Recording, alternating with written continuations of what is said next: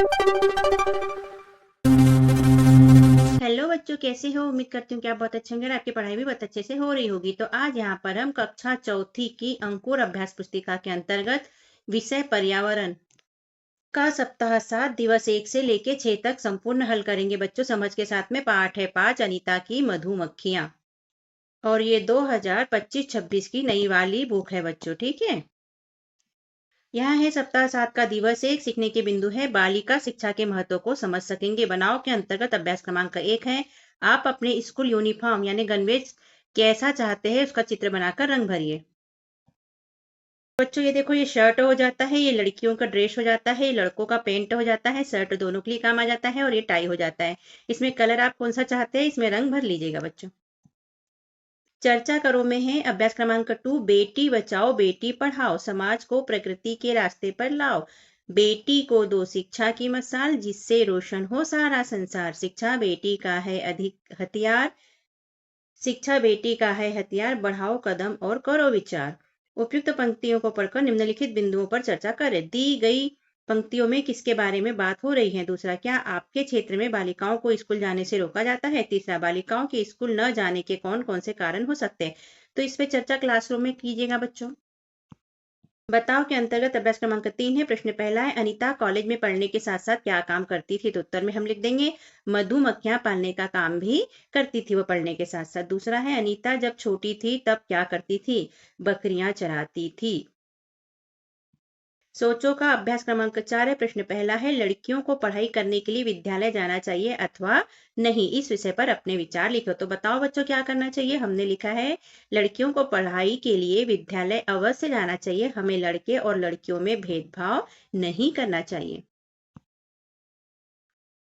अब ये चित्र देखो बच्चों, यहाँ लड़का और लड़की स्कूल ड्रेस पहन के खड़े हैं, और यहाँ पर दूसरे वाले चित्र में बच्चों के पीठ पर बैग है, बहुत खुश हैं, और बच्चों ने कलर ड्रेस पहनी है। तो उपयुक्त चित्रों को देखकर बताइए आप किस तरह स्कूल जाना पसंद करेंगे। उत्तर है, हम पहले चित्र की तरह स्कूल ड्रेस पहनकर विद्यालय जाना पसंद करेंगे। प्रश्न तीसरा है, स्कूल में यूनिफॉर्म होना चाहिए अथवा नहीं? अपने विचार लिखो। तो हमने लिखा है हाँ, मतलब कि अपना विचार है कि होना चाहिए, स्कूल में यूनिफॉर्म होना चाहिए, क्योंकि यूनिफॉर्म होने से सभी बच्चे एक जैसे दिखते हैं। दिवस 2 है बच्चों, सीखने के बिंदु है निःशुल्क एवं अनिवार्य शिक्षा के अधिकार के बारे में जानना। बस क्रमांक 1 है। यहाँ चित्र देखो बच्चों, ये लड़की है और ये बच्चों को पढ़ा रही है।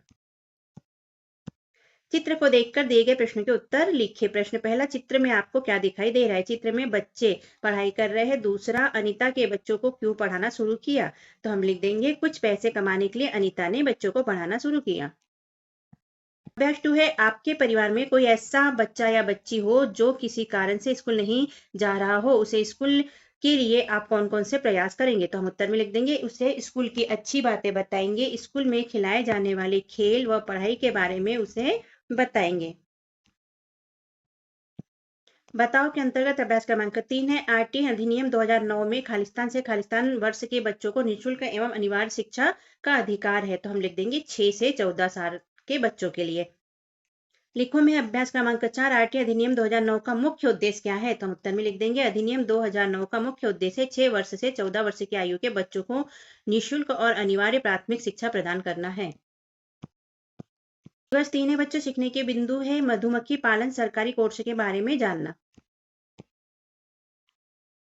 करो के अंतर्गत अभ्यास क्रमांक 1 है, चित्र में दिख रहे कीट की पहचान कर उसका नाम लिखिए एवं उनके 2 कार्य भी लिखिए। तो ये देखो बच्चों, किस चीज का चित्र है? तो हमने नाम लिख दिया मधुमक्खी, और इसका कार्य है फूलों के रस से शहद बनाना और अंडे देकर अपनी संख्या बढ़ाना। चर्चा करो में अभ्यास 2 है, रोज की तरह जब आज मैं इसे लेके ये पूरा पढ़ना है बच्चों। उपयुक्त अनुच्छेद के आधार पर निम्नलिखित बिंदुओं पर चर्चा कीजिए। पहली बिंदु है, दिए गए अनुच्छेद में किसके बारे में बात हो रही है? मधुमक्खियां किसका निर्माण करती हैं? अधिक मात्रा में शहद निर्माण हेतु कौन कौन से प्रयास किए जा रहे हैं? तो तीनों के उत्तर आपको इसके अंदर मिलेंगे, इसे ध्यानपूर्वक पढ़िए और चर्चा कीजिएगा। लिखो के अंतर्गत अभ्यास 3 है, मधुमक्खियों के अलावा कौन कौन से कीट हैं जो मिलकर समूह में रहते हैं? तो हमने उत्तर में लिख लिया चींटी, मधुमक्खियां, मगरमच्छ, दीमक, भालू, भेड़, हाथी और घोंघा भी समूह में मिलकर रहते हैं। बताओ के अंतर्गत अभ्यास क्रमांक 4 है, मधुमक्खियों के अंडे देने का सबसे सही समय कौन सा होता है? तो उत्तर में लिख लीजिएगा बच्चों, मधुमक्खियां अक्टूबर से दिसंबर माह तक अंडे देती है, ये समय उनका अच्छा होता है। पता करो में अभ्यास 5 है। अनीता ने मधुमक्खियों को पालने का सरकारी कोर्स किया था। आपके क्षेत्र में कौन कौन से सरकारी कोर्स सीखने की सुविधा है, उनके नाम लिखे। तो हमने लिखे सरकारी कोर्स है जैसे कंप्यूटर, सिलाई, कढ़ाई, ब्यूटी पार्लर, इलेक्ट्रीशियन। दिवस 4 है बच्चों, सीखने के बिंदु है मधुमक्खी पालन व्यवसाय के बारे में जानना। चर्चा करो में अभ्यास 1 है। दिए स्थान में मधुमक्खी का चित्र बनाकर उसमें रंग भरे और दिए प्रश्नों के आधार पर चर्चा कीजिए। क्या मधुमक्खी का चित्र बना लेना बच्चों। चर्चा का बिंदु है मधुमक्खी से हमें क्या प्राप्त होता है। शहद प्राप्त होता है। दूसरा है क्या आपको शब्द आसानी से प्राप्त हो जाता है। तीसरा है आपके शहर में इसकी कीमत क्या है। यहाँ शब्द नहीं है बच्चों, यहाँ शहद होगा। शहद। क्या आपको शहद आसानी से प्राप्त हो जाता है, ये सही होगा, छपने में यहाँ गलत हो गया है। तो इनके सबके उत्तर आप बताइए बच्चों। करो के अंतर्गत अभ्यास क्रमांक 2 है। अनीता को एक बक्से में 15 किलो शहद मिलता है तो 30 बक्सों में से कितना शहद मिलेगा। तो हम इसको हल करेंगे बच्चों। एक बक्से में 15 किलो शहद तो 30 बक्सों में कितना, तो 15 गुणित 30 कर लेंगे बच्चों हम।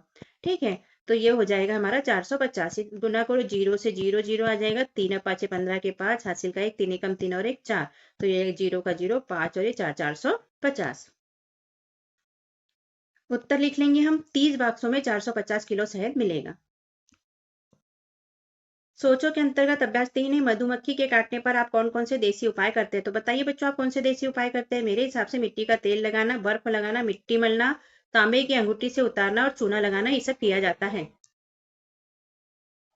बताओ के अंतर्गत अभ्यास क्रमांक 4 है। आपके विद्यालय में कक्षा 5वीं तक सरकारी योजनाओं के तहत कौन कौन सी चीजें निःशुल्क मिलती है। तो हमने उत्तर में लिख दिया पुस्तकें, खेल सामग्री, पुस्तकालय की पुस्तकें, गणवेश, मध्याह्न भोजन, ये सभी निःशुल्क यानी बिना पैसे के मिलती है। दिवस 5 है बच्चों, सीखने की बिंदु है विभिन्न कीड़े मकोड़े के समूह के बारे में जानना और दूसरा है मधुमक्खी के छत्ते में सभी मधुमक्खियों के कार्य को समझना। लिखो के अंतर्गत अभ्यास 1 है। चींटियों को भगाने के घरेलू उपाय लिखे। तो बताइए बच्चों, आप कैसे भगाते हैं चींटियां। मैंने लिखा है हल्दी और फिटकरी रखना, संतरे के छिलके रखना, काली मिर्च का पाउडर रखना, नमक रखना और आटा जहां ज्यादा चींटियां वहां रखना आदि। पता करो में अभ्यास 2 है। शहद में मिलावट आजकल आम बात है, इस मिलावट का आप किस प्रकार पता लगाएंगे। तो उत्तर में लिखेंगे एक गिलास में पानी लेंगे, उसमें 1 चम्मच शहद डालेंगे। अगर शहद शुद्ध है तो वह नीचे बैठ जाएगा और पानी में घुलेगा नहीं।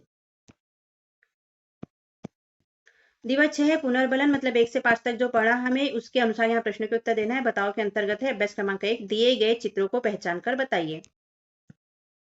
कीट का नाम रहने का स्थान, तो ये क्या है बच्चों, चींटी है। तो हमने लिख लिया चींटी कहाँ रहती है, बिल में। ये है मधुमक्खी, तो हमने लिख लिया मधुमक्खी, ये छत्ते में रहती है। ये क्या है, इल्ली, तो यह है पत्ते के ऊपर रहती है। ये है तितली, ये रहती है फूलों में। लिखो में अभ्यास 2 है बच्चों। कीट भगाने के 2 उपाय बताइए। तो पहला उपाय हल्दी पाउडर छिड़कने से और लौंग रखने से कीट भागते हैं। अभ्यास 3 है। मधुमक्खियों के काटने पर आपके द्वारा किए जाने वाले 2 उपाय बताइए। तो हम लिख लेंगे हल्दी का पेस्ट लगाते हैं, चूना लगाते हैं, तांबे की वस्तु से 5 बार उतारते हैं। पता करो में अभ्यास 4 है। प्रेरणा स्वरूप एक ऐसे व्यक्ति के बारे में बताइए जिन्होंने बड़ी मेहनत से अपनी मंजिल हासिल की है। तो निम्न बिंदुओं के अनुसार परिचय देना है। तो हमने यहाँ पर लिख दिया डॉक्टर अब्दुल कलाम, जिले का नाम है रामेश्वर, पढ़ाई की है इंजीनियरिंग की, माता पिता का व्यवसाय था कृषि, कौन सी मंजिल हासिल की, तो राष्ट्रपति बने, कठिनाइयां जिनका सामना किया, तो ट्रेन में पेपर बेचा और नौकरी की। बताओ के अंतर्गत अभ्यास 5 है। दिए गए अनुच्छेद को उचित शब्द भरकर पूर्ण कीजिए।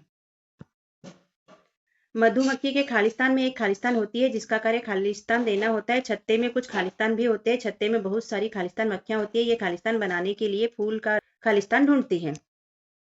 तो हम भर लेंगे बच्चों। मधुमक्खियों के झुंड में एक रानी होती है जिसका कार्य अंडे देना होता है। छत्ते में कुछ नर मधुमक्खियां भी होती है। छत्ते में बहुत सारी सैनिक मधुमक्खियां होती है। ये शहद बनाने के लिए फूलों का रस ढूंढती हैं। इस तरह से कंप्लीट कर लेना।